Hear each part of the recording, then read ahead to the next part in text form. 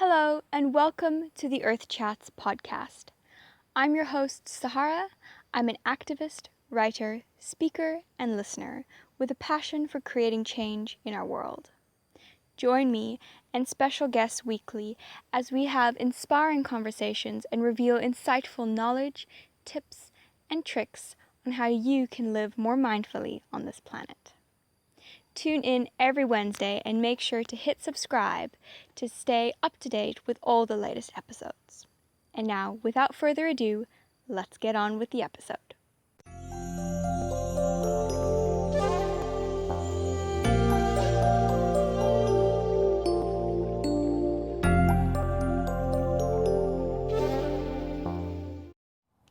As a special gift to our listeners, BMDM Digital has created a 52-page free social media training guide that will help you ignite your social media.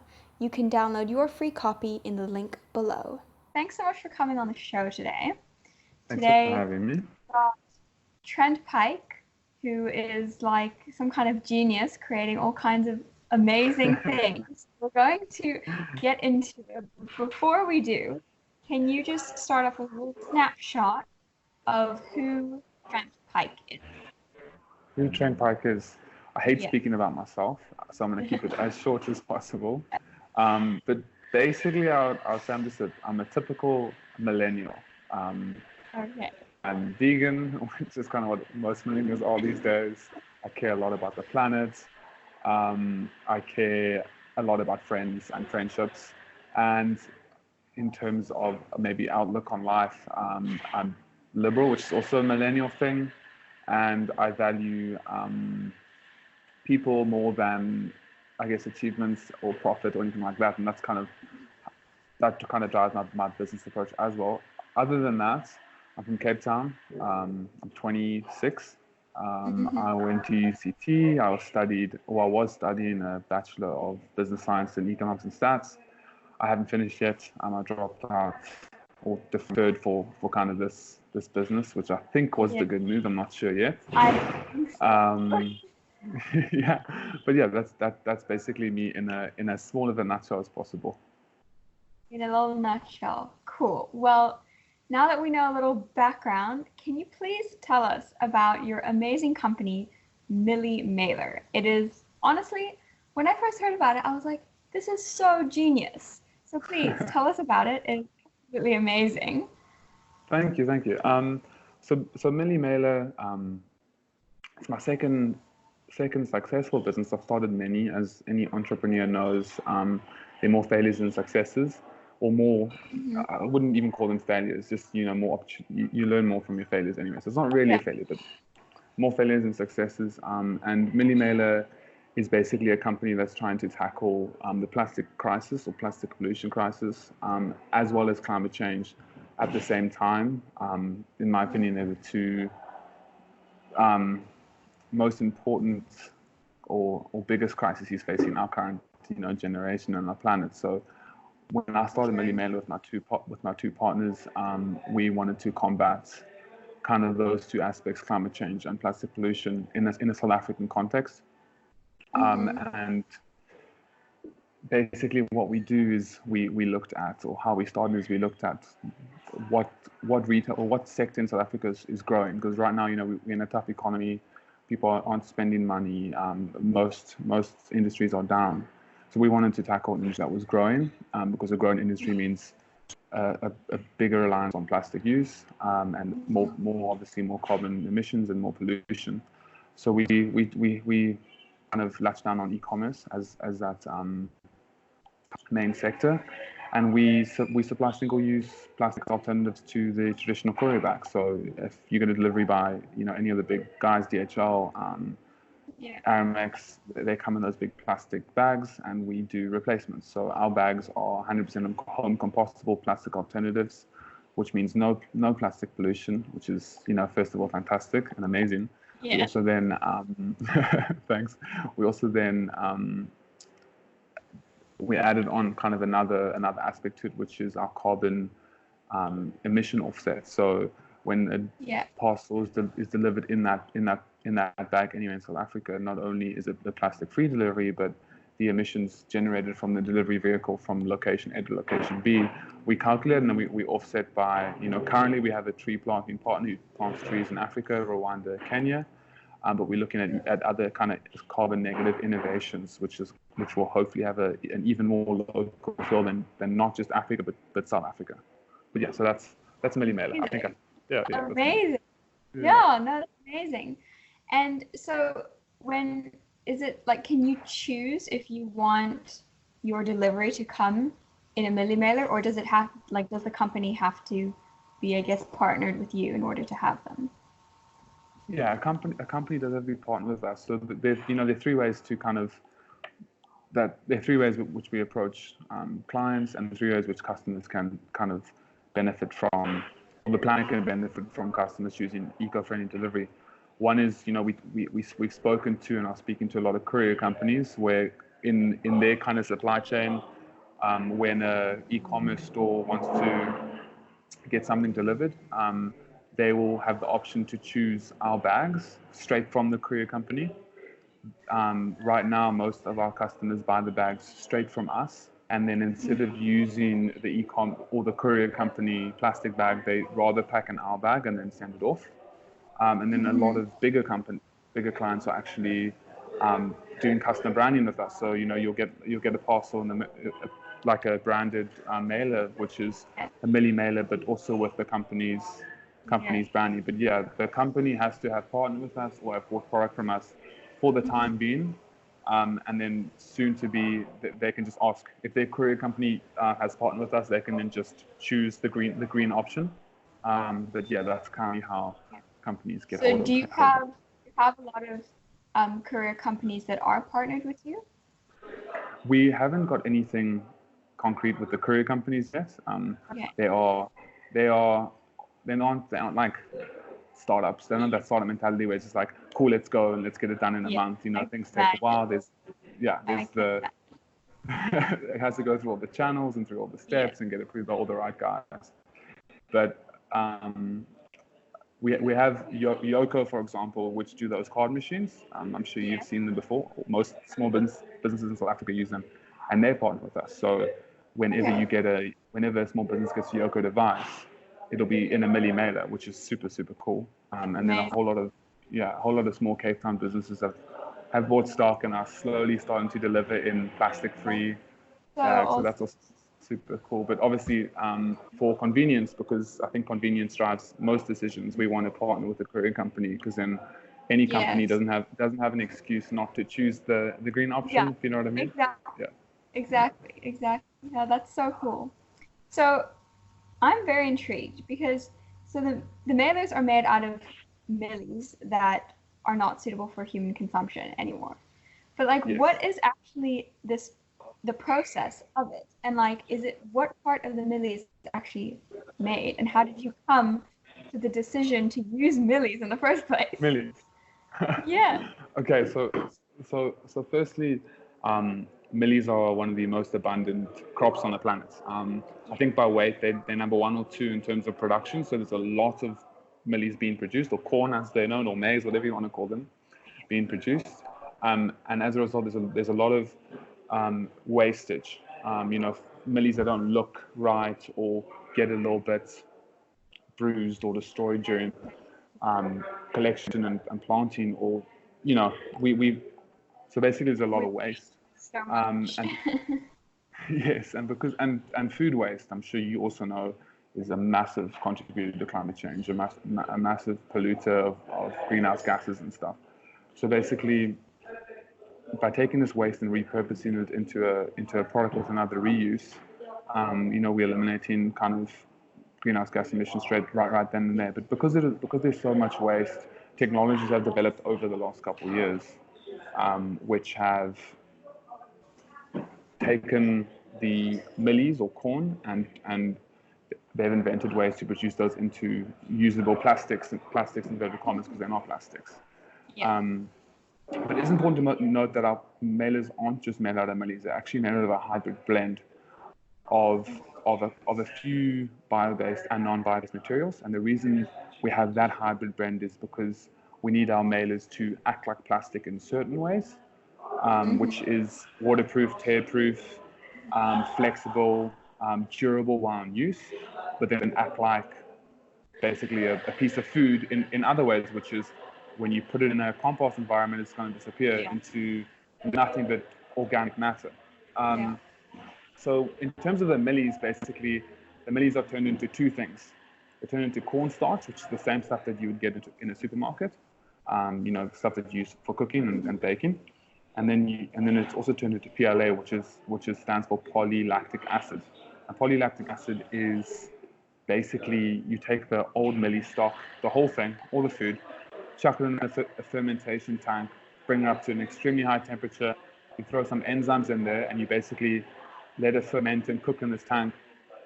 Then you cool it right down, and you turn it into these basically plastic or resin pellets. So it ends up looking like the same form of plastic, and that makes it extremely versatile.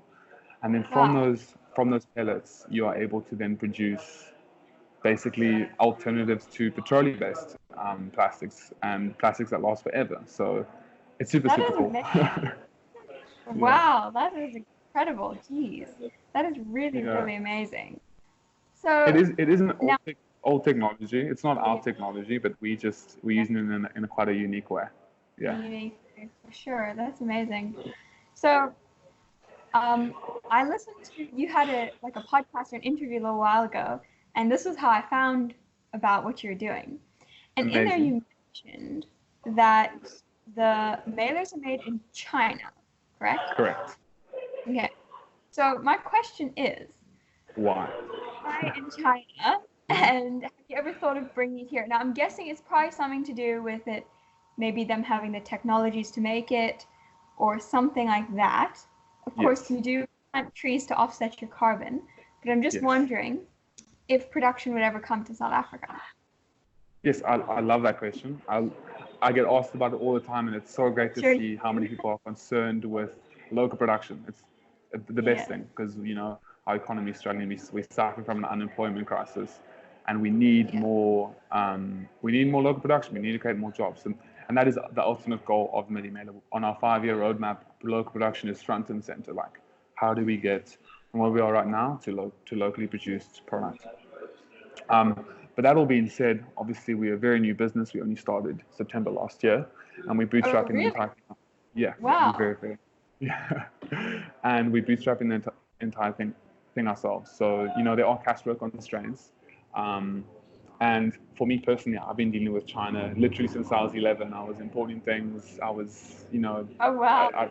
It's kind of just been something I've always done. So I have good relationships there that I've established over the years. People I can trust, people who can do due diligence for me on that side of the world, make sure things are running right. And I also have a really good process about how to deal with China, importing regulations, etc.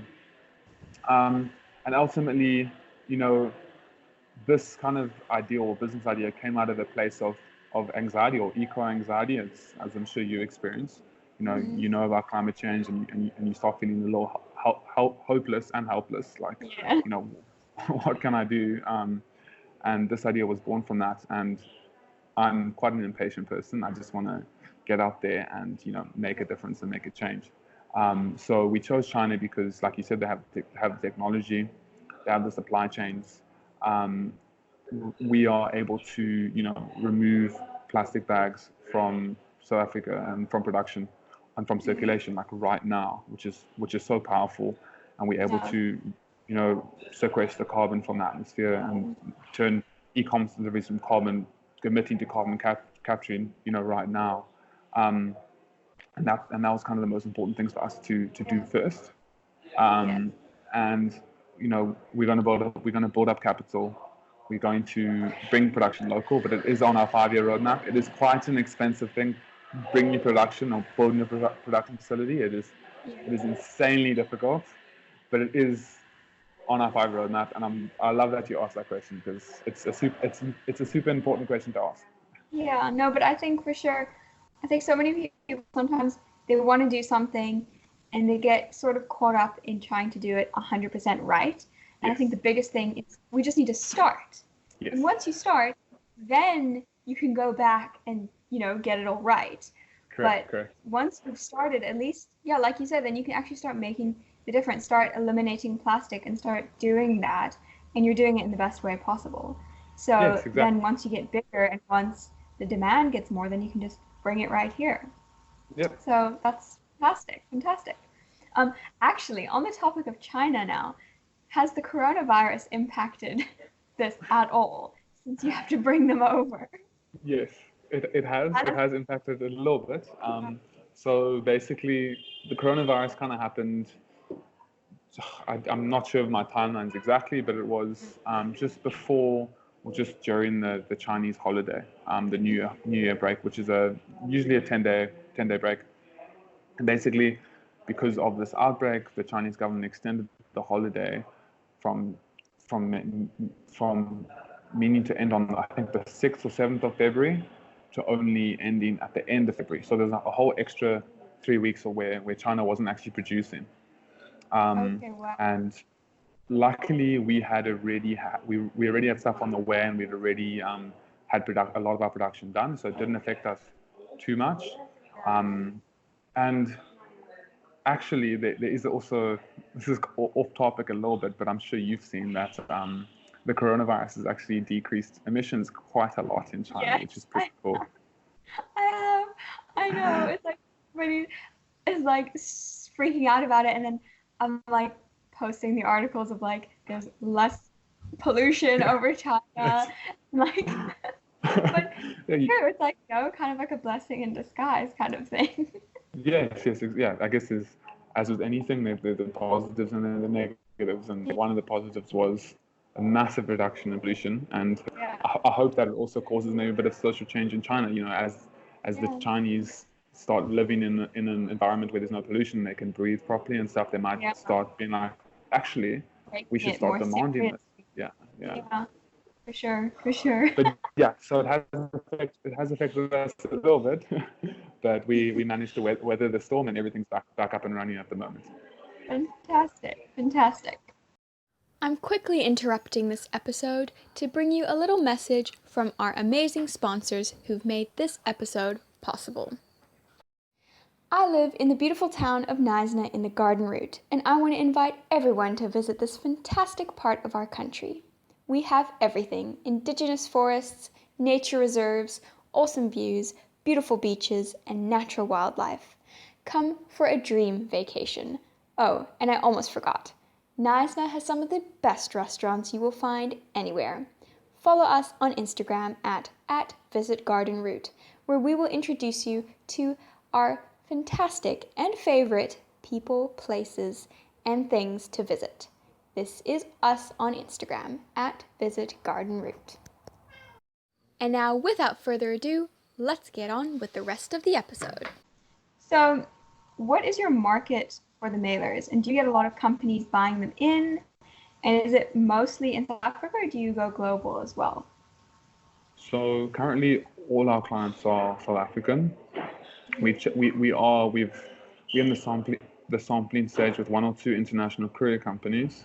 That's So amazing. that would be, yeah. So that would be an international kind of thing, which Yeah. would be incredible. That's our ultimate goal, is to reduce plastic use everywhere. But right now, our market is South Africa. We have a few core clients which are quite large, and then we have a lot of just small local companies which buy 100 at a time, which buy 1,000 at a time, which buy 5,000 at a time, and that's kind of our bread and butter at the moment. And those small companies get a lot of brand value from partnering with us, because customers can see when they receive a parcel that it's plastic free and that it's carbon negative. And we get a lot of brand value from that as well, because it's with our branded mailers. So it's like kind of a win-win for both of us. But yeah, our core business is definitely smaller companies, because those are the companies that usually want to make the change first. It's local businesses.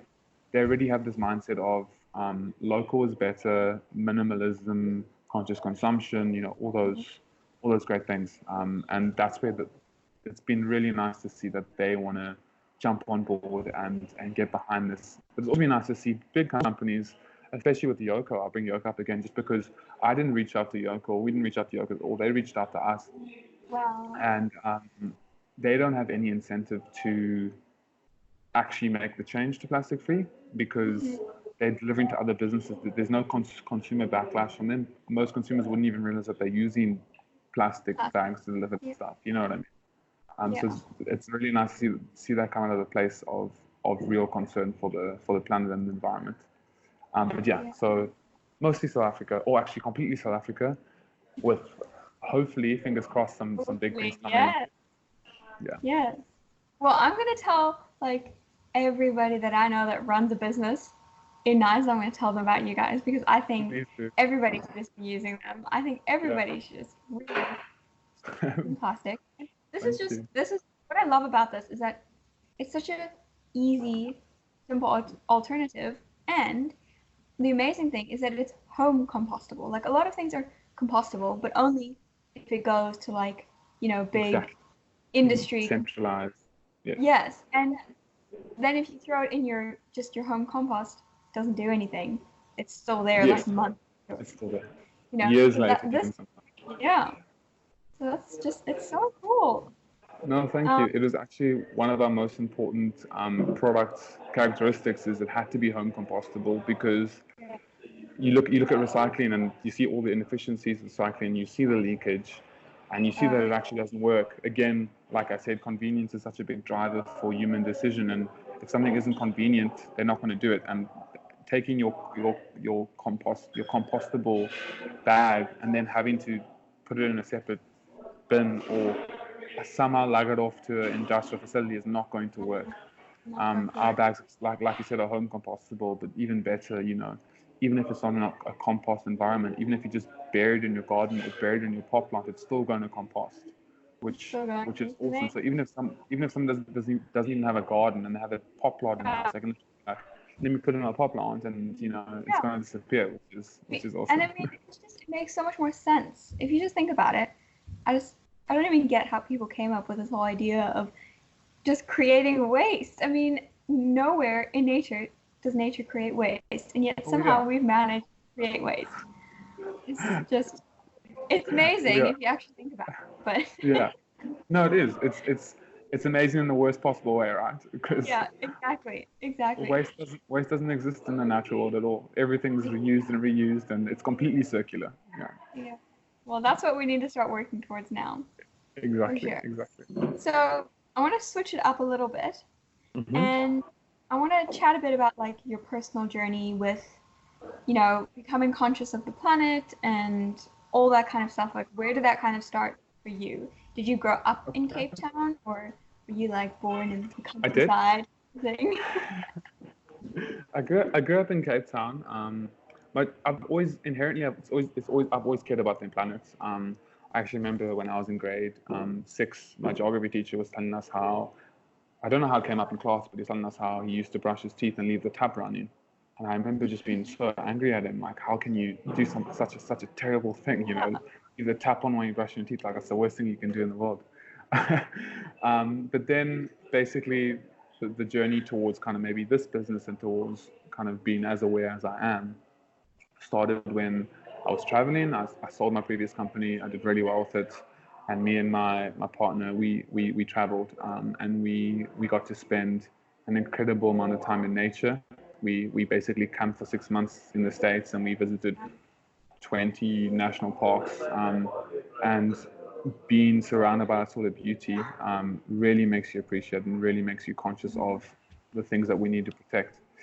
Then I got back to finish my degree, and I did a 10-day meditation course, one of the silent meditations, and it really gave me time to reflect and think about, what do I care about? What is life actually about? What can I do to give back? And that's kind of maybe when this whole thing started. I came out of the Vipassana meditation course really fired up to do something good. Then Greta was everywhere. Greta Thunberg, telling us that you've got to do something, and what she's done is incredible. Just the whole mindset. What she said was, when someone questioned her about her Friday climate strike, like, how can you give up? How can you not be at school? You should be learning.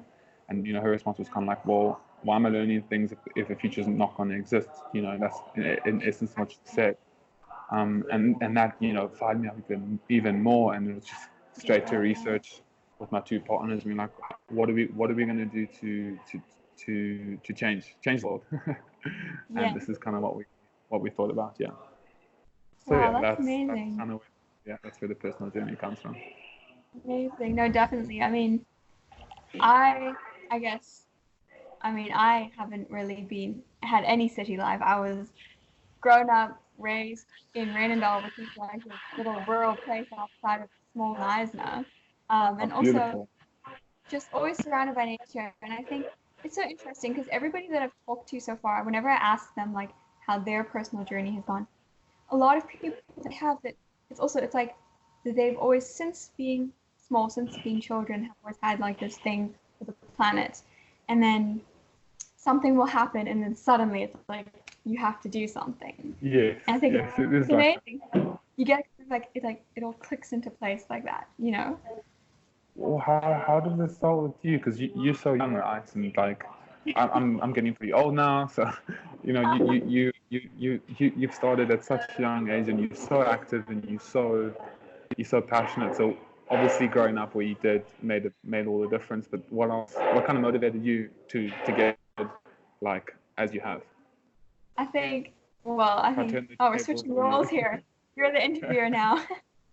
I think, well, like you're saying, you know, just growing up, always surrounded by nature. My mom, you know, she's actually studied conservation and stuff, and we kind of joke saying that I'm carrying on what she didn't finish because she then, you know, she had kids and she had to have a family and then she had to get a job and everything. Yeah. But I think she always brought us up very aware of the planet. She went vegetarian when she was 14, so we were raised vegetarian. I've never eaten meat. Then Amazing. we also Amazing. went I'm vegan quite as jealous. well. Now we're all vegan as well, so made that switch around as well. But yeah, just always, I was also homeschooled, so I had all the time in the world to be outside, to do what I wanted, Yeah. to play mud cakes with my cousins and my sister and build huts and all that kind of stuff. So always very close to nature, and that's just, I guess, kind of how it's been. Where it's all Like, come and then from. Yeah. I always felt like this thing, like I had to do something. I couldn't just let people, you know, destroy it and destruct the planet as they are. And I mean, when As I they was are. 8, when I was 8, I was like determined I was going to be president because I was like the only way that I would be able to like control people. Make a difference. Now Yeah. I'm like taking a gentler approach. I'm like, you don't have to go and control everybody and become Yes. some kind of like eco dictator. But yeah, when I was like, no, have to. But now it's, you know, it's just kind of gone by itself. You know, I mean, I think the biggest thing is just, like you said, starting and just going with it and Yeah. starting to make that difference. You know, just letting your voice be heard is like the biggest thing. A lot of the time we think, oh, I'm too young, nobody's gonna listen to me or anything like that. Yeah. And it's not true. I It's mean, not it true. really is not true. That's definitely what I've Yeah. learned is that you can honestly do whatever you want and you don't have to be an adult. And yeah, no, it's been quite amazing so far, and I'm very excited for everything that's still to come. No, me too. I'm excited to and follow you and see what you get up to. I think you're gonna do some great things. Thank you so much. Pleasure. So I want to chat a little bit actually about veganism because you're the Yeah. first guest that I've had on the show that is vegan as well. As far as I know, I don't think any of my other guests were vegan. Um, I've been vegan for I think 5 years, just over 5 years now. So it's been not as good as you, but I'll get there. I went I went vegan after I went vegan cold turkey. I know it's not very vegan to say that, but I went vegan cold turkey after I watched Cowspiracy, which I'm sure you've seen. Yeah, It's a very good one. documentary. Yeah, yeah.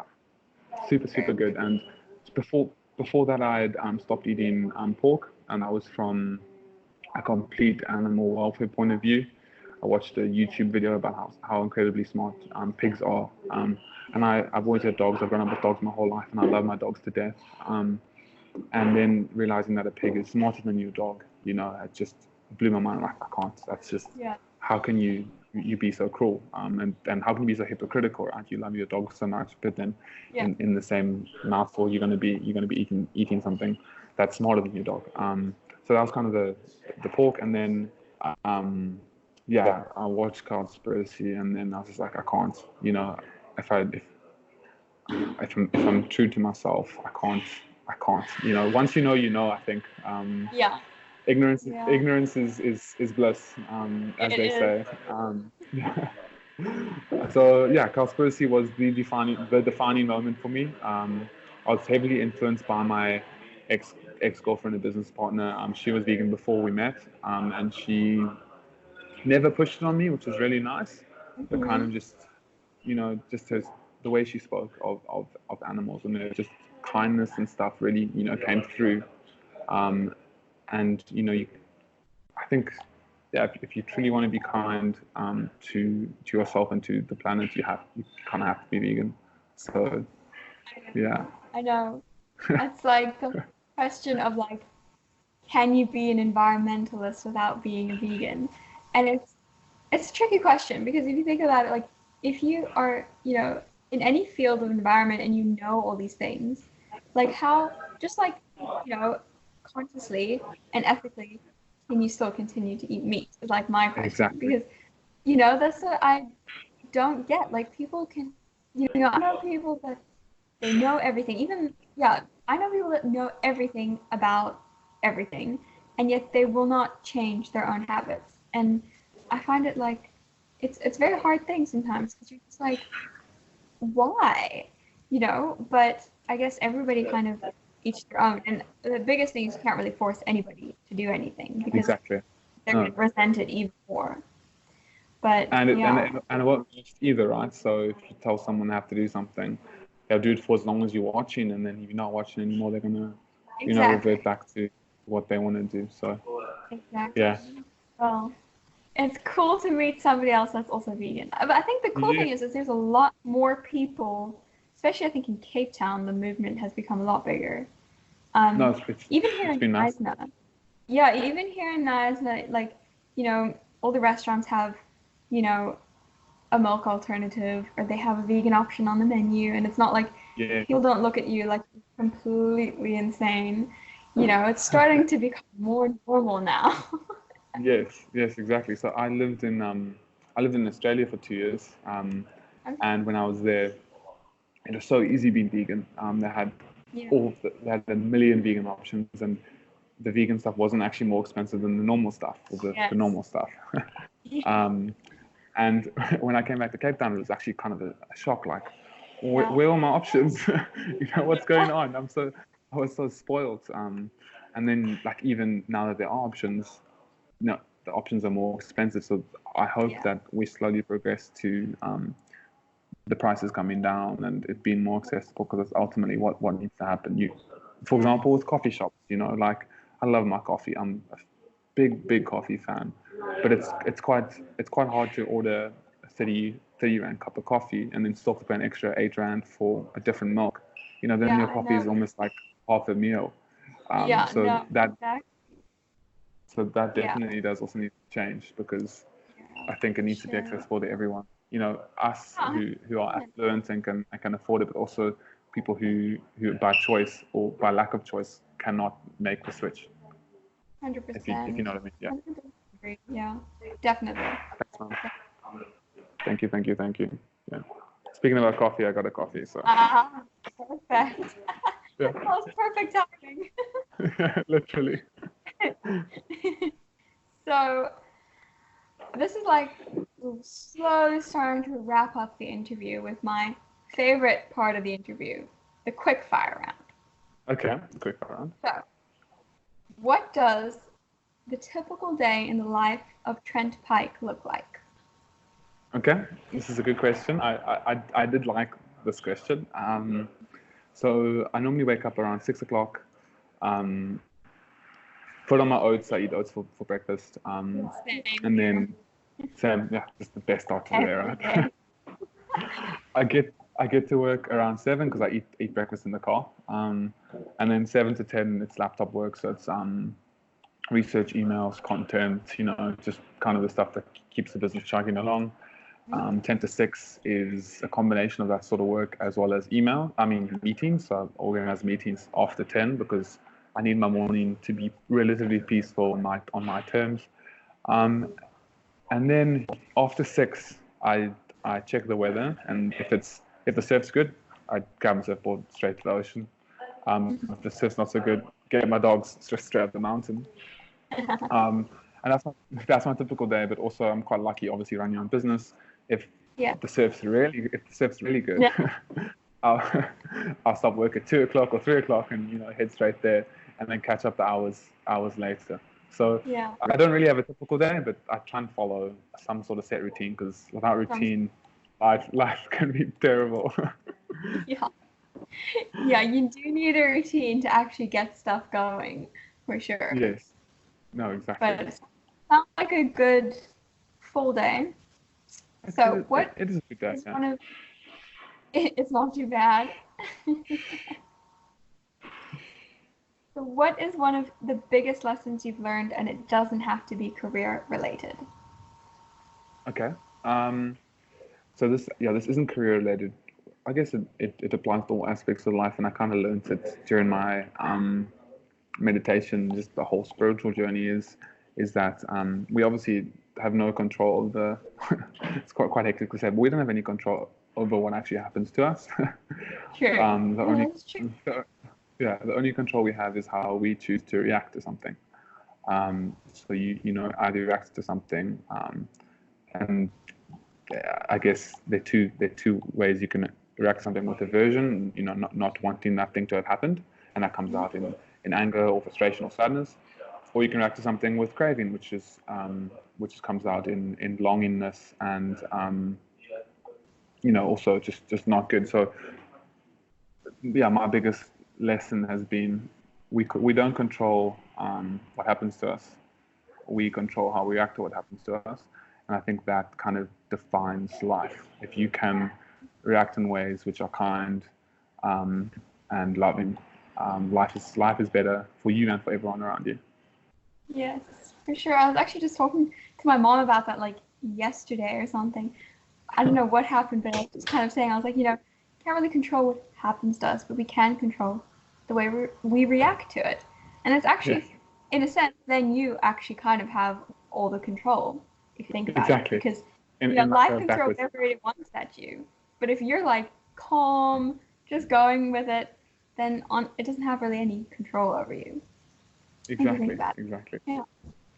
So, on the top of your head, what are 3 things you're grateful for in this moment? In this moment, my family, my friends, and I guess the fact that it's 2020, and the fact that we have been born in a world where we are able to do what we're doing right now. Connect with so many people, change the world with the internet and technology. And I think I'm grateful for the time period that I'm born in as well, because it's really quite exciting. Scary but exciting. It's definitely scary but exciting. It's such an amazing time, actually. And like, I don't know, there's something about 2020 that just sounds really good. It really does. The evenness and it's beautiful. 2020. Perfect. If we had one day to save the planet, what 3 things would we need to do? This is my favorite question. It's so good. I know, my favorite question as well. So right off the bat, and I think this might be weird of me to say, but the planet doesn't really need saving. I think. Yes. I think often we paint ourselves as saviors, like, oh, we need to save the planet, the human race. We actually just save ourselves. These pictures, yes, we need to save kind of the world we're living in. So we need to stop climate change. We need to halt species extinction, and that needs to come out of a place of more self-interest than it currently does. I think I do it because I want to stop causing harm, and you do because you want to stop causing harm, right? But I think for like mass change, we need people to realize, wait a minute, it's not just about being a hippie and caring about plants and caring about animals. It's actually about, if you don't do this, your whole world's going to be turned upside down. People are going to die. Your family's going to suffer. You're going to suffer. The economy is going to collapse. Who knows what's going to happen? So I think that would be the first thing I do is like mass, click your fingers, mass enlightenmental education. Yes. Like everyone knows how serious the situation is, because let's say we save the world in a day, right? If people don't realize how serious it is in 50 years or in 100 years or in 200 years time, we're just going to be back where we are. Nothing. We're just going to we're going to follow that same loop. So I think like click your fingers, mass education, cool, done. Now we all know that this is pretty serious. Then that's number one. Number two is we're quite a greedy race actually as people. Yeah. We just kind of we're one species on a planet of millions, and we just pillage and plunder wherever we want to, wherever we feel we can. We have this entitlement that the planet's ours for the taking. And I think that is, I did economics at Boston. This is a classic tragedy of the commons problem, where everyone acting in their own self-interest, taking more and more and more, thinking about themselves only, and then ultimately everyone suffers. And on that note, I recently read a book by E.O. Wilson. He's a biologist. He wrote Half Earth, and he basically advocates for taking half the Earth and basically saying, cool, no humans at all. You can't live there, you can't mine there, you can't farm there, you can't cut down wood there. And I think that's a really radical idea. I think that would be incredible. We just give half the world, cool. You can't. Yeah. So that would be probably my number two. And then number three, I do need more than three, yeah, but it's fine. I'm gonna try and make this a combo. So I think a ban on I'm gonna say the two largest greenhouse gas emitting industries. So now I technically have four solutions. So number one would be fossil fuel extraction and production, and that includes plastics, because plastics are made from fossil fuels. And number two, so I ban that, obviously. And number two, I'll ban animal agriculture, particularly in the context of factory farming. So, anything like that should not be allowed, because ignoring animal welfare, animal agriculture, the statistics vary, the percentages, but it is so high. And everyone knows now how bad methane is, which is the main product of that sort of stuff. And if you ban animal agriculture, there are 10 billion less cows on the planet. I think it's like 50 billion less chickens and stuff on the planet, which means that farmland that's being used, all the forests that are being cut down in the Amazon and stuff to grow animal feed stops as well. So you stop the animal agriculture, and there's this massive knock-on effect for the rest of the agricultural. I want to put an outright ban on two of the largest fossil fuel or greenhouse gas emitting industries. And number one was fossil fuel extraction and production, which includes plastics, because plastics are basically just repurposed oil. And number two is animal agriculture, putting a ban on that.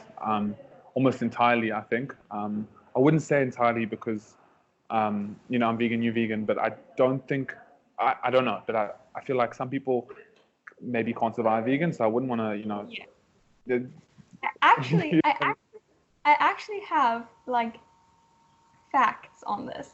So I have a friend who totally wanted to go vegan. Like, he tried like 4 times. And like this last time, he was like committed, like he was like, I'm gonna do this, and he did it for a month, and I'm telling you, he was not the same person when he was vegan. Like, he was grumpy. He actually got aching joints. He had like no energy, and he like felt almost like he was sick. And he was like, okay, this really sucks, because then when he ate meat again, like, he felt completely better. So, yeah, he really, shame. I feel bad for him, because he wants to be vegan, but he can't to actually still function. Would like to. So, there is definitely, I think, some people probably can't survive the way we do. Yeah, exactly. So I think when I say ban on animal agriculture, I mean factory farming particularly, and just mass production without, I think, mass production of animals.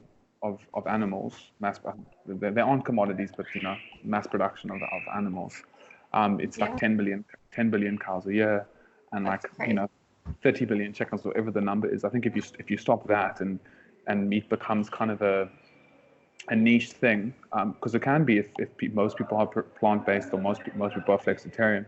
I think all the knock-on effects from animal agriculture, which is dead zones in the ocean from all the nitrogen, and forests being cut down to basically feed the animals. That's an extra, what is it, like 50 billion basically mouths to feed, which is insane. Would stop. Crazy. And I think it also solve, the food problems too. You get some people who are starving because their food that could be given to them is diverted to feed animals, which then the rich Western world eats. So I think that's one of the biggest ones you can actually do. Is let's maybe ban factory farming. Done, out of the way. Well, I like that. You definitely thought about it. Definitely had a whole action going there. I did. It's my favorite question. It's so cool. So, wrapping up, what is one piece of advice or an actionable step you can give our listeners to help them reduce their impacts on the planet? Nice question. Two. Can I give two? Is two fine? Yeah. Okay. Yes, you may. So one is just to stop consuming unnecessarily. I think so often, we think, oh, we need another pair of jeans, or okay, it's been 2 years, we need a new iPhone, or even small things like, oh, I'm having a cup of coffee, let me get a second cup of coffee. You all those small little decisions, they add up and they become super impactful. So I think stop consuming unnecessarily, be a conscious consumer. That's number one. And then switch to a predominantly plant-based diet, is number two. Whether that's completely vegan or flexitarian, but study after study has come out that says, the single biggest thing you can do for climate is to be more plant-based, basically. So that would be 1 and 2. Sure. Cool. Awesome. Yeah. So, where can people find you, the Mielie Mailers, all the incredible work that you're doing, and how can they start ordering their own Mielie Mailers and getting involved with that? Cool. So we have a website, obviously. It's 2020, so we have a website. It's mieliemailer.com. For those who can't spell Mielie, there are many ways to spell Mielie. We Mielie. That's the Mielie we chose. So mieliemailer.com. And Instagram with the double IE. So it's IE in the beginning and IE at the end. Yes, exactly, the double IE. I love that. I'm going to use that.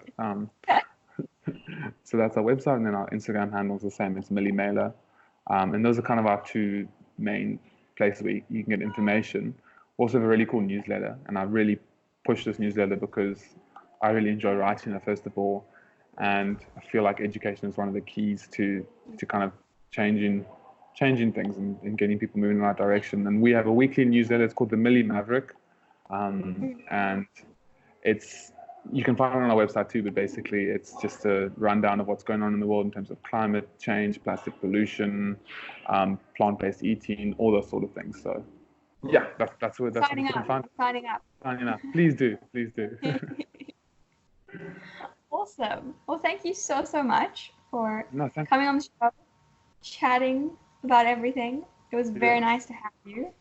It's very nice to chat to you. Very nice to meet you. And thanks so much for doing this as well. Like you're doing cool, awesome things. Yeah. Thank you so much. I'm gonna have to stop it here now because I actually have to run to another. I'm giving a talk to. Yes, another obligation. So thank you for coming on and doing everything and all the awesome stuff that you're doing. I'm gonna share it with everybody and tell everybody to go sign up to your newsletter, get their Mielie Mailers, and get cracking. Thanks so much, Sarah. I appreciate it. Enjoying the show? Then please support us so that we can continue making awesome episodes just for you. A minimum donation of 100 Rand will get you or your business listed on the Earth Chats page as a sponsor with a link to you or your business. Please visit the link below to make your contribution. Thank you for tuning in to the Earth Chats podcast and supporting the show. I hope you enjoyed this episode, and if you feel someone else could maybe benefit from hearing this conscious conversation, please do give it a share. And that's it for now, guys. I'll see you next week.